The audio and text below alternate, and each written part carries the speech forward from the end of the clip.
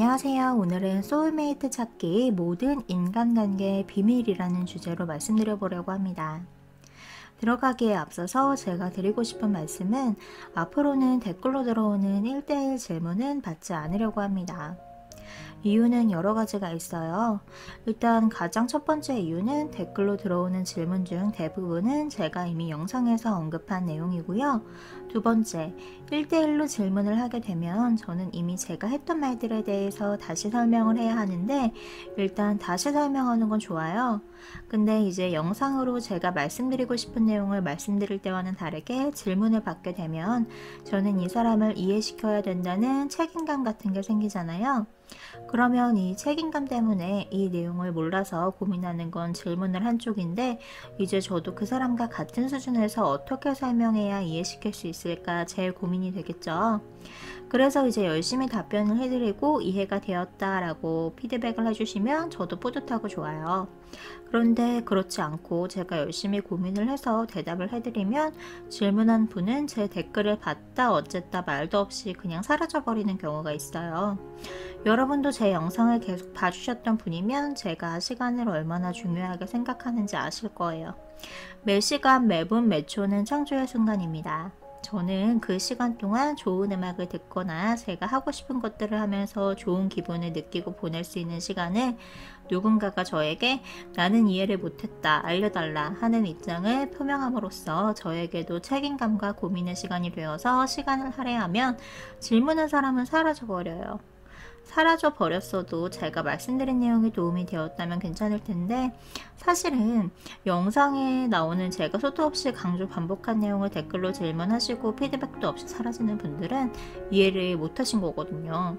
그래서 저는 항상 좋은 진동을 강조하고 여러분께도 좋은 진동은 치트키입니다 라면서 설명을 해드리는 사람인데 이런 1대1 댓글 질문을 받는 작업은 그렇지가 못해요.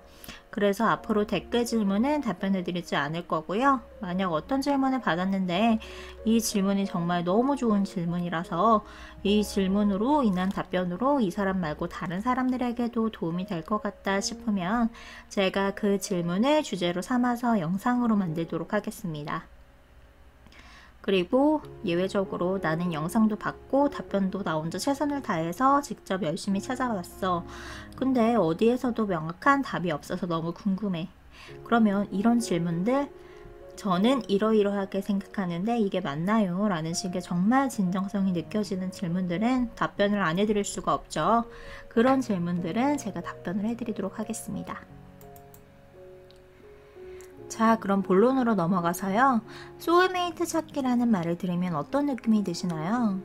소울메이트라는 걸 믿으시나요? 태어나기 전부터 정해진 운명의 단짝. 영성 혹은 최면과 관련된 책 중에 영혼들의 여행이라는 책 시리즈가 있어요. 이 책은 최면가인 작가가 내담자가 아주 깊은 최면에 들어갔을 때 태어나기 전에 일어난 일들, 영혼의 단계에서 일어나는 일들에 대해 질문을 하고 깊은 최면에 빠진 여러 명의 내담자들의 입에서 나온 내용들의 공통적인 부분이 있죠. 그런 부분들을 정리해서 우리가 영혼의 단계에 있을 때 일어나는 이야기들에 대해 정리를 한 거예요.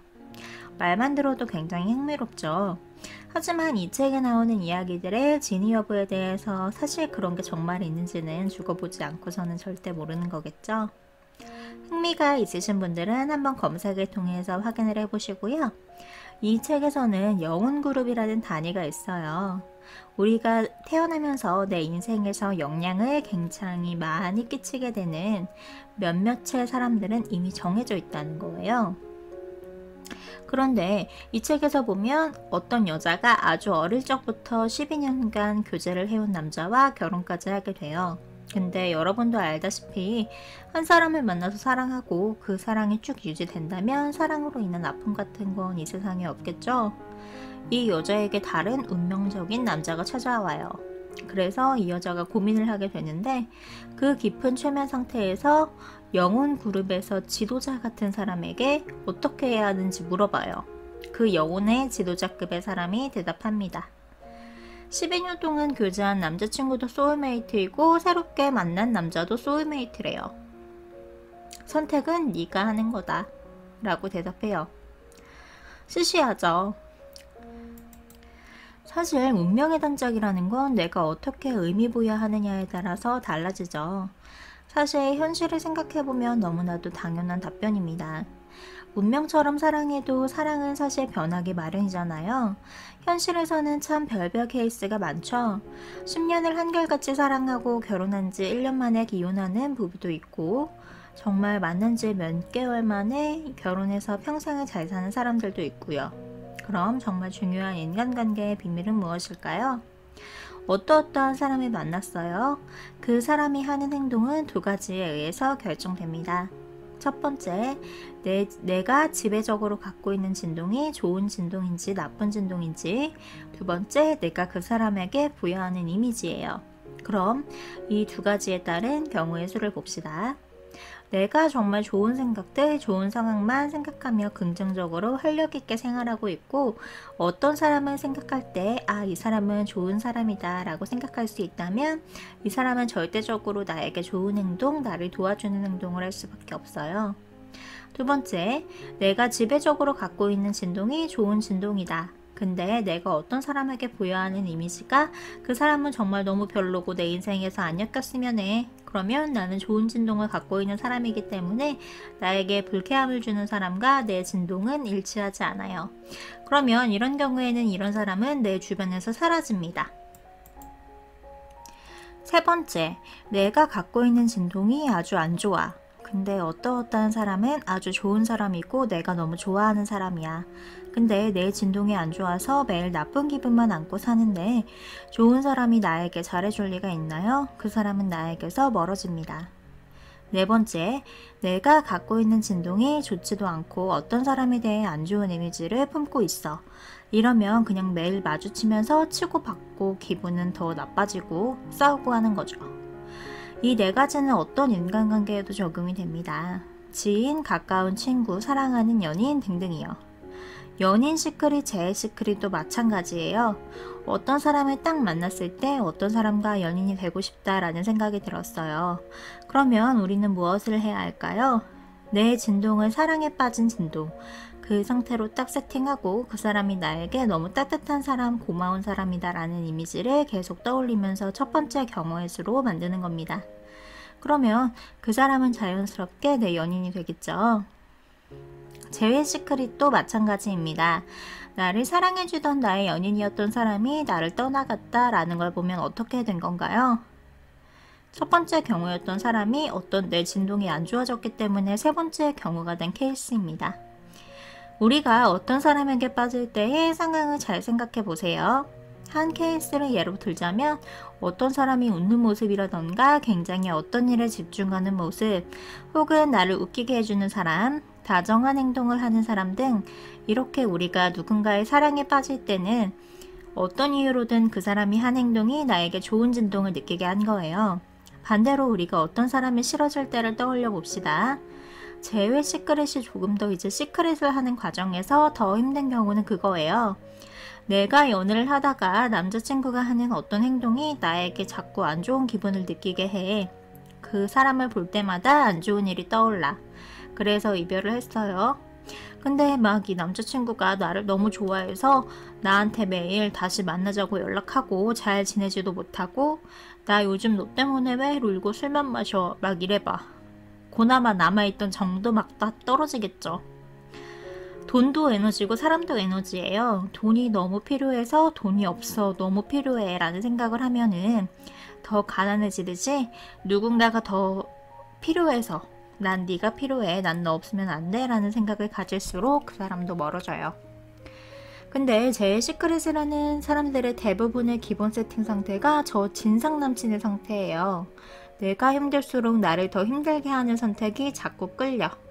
그래서 재해를 바라는 상대방이 좋지 않은 사람이라고 생각을 하고 나를 힘들게 하는 사람인데 자꾸 끌려. 철저하게 진동 법칙에 따라서 그럴 수밖에 없어요. 행복은 행복을 가져온다고 말씀드리는데 반대로 불행은 불행을 가져오겠죠. 내가 불행 속에서 하는 모든 행동은 나에게 불행을 부릅니다. 반대로 제일 시크릿을 성공하게 되는 경우는 이런 경우죠. 그냥 언젠가 오겠지, 내 생활 건강하게 하자 하고 생활하다 보면 어차피 그 사람은 과거든 언제든 나에게 좋은 진동을 느꼈던 경험을 가진 사람이죠. 과거에 내 연인이었던 사람이잖아요. 내가 나쁜 진동에서 벗어나기만 해도 자연적으로 올 사람이에요. 그래서 그냥 자기 일 열심히 하면서 즐겁게 생활하다 보니 다시 연락이 와요. 근데 이렇게 나쁜 진동에서 벗어난 사람들은 힘든 상태가 아니니까 이제 이성이 있어요. 그래서 제일 시크릿의 후일담 중에 상당히 많은 케이스가 생각해보니까 그 제일 시크릿 성공한 상대방보다 더 좋은 사람 많이 만날 수 있을 것 같아서 혹은 더 좋은 사람 생겨서 그냥 제가 쳤습니다. 이래요. 그럼 정리해봅시다. 우리가 소울메이트를 찾았다. 꼭 내 것으로 만들고 싶은 나와 생각이 잘 맞고 방향이 비슷한 사람이 있다 하면 우리는 최선을 다해서 첫 번째 경우로 만들어야 합니다. 끊임없이 나의 진동을 좋게 만들고 그 사람의 장점을 생각하면서 그 사람이 얼마나 좋은 사람인지에 대해서 계속 끊임없이 집중적으로 생각하면 되는 겁니다. 세상에 완벽한 사람은 없습니다. 하지만 완벽한 사람처럼 느끼게 해줄 사랑이라는 감정이 있는 겁니다. 정말 놓치고 싶지 않은 사람이라면 그 사람을 아끼고 사랑해주세요.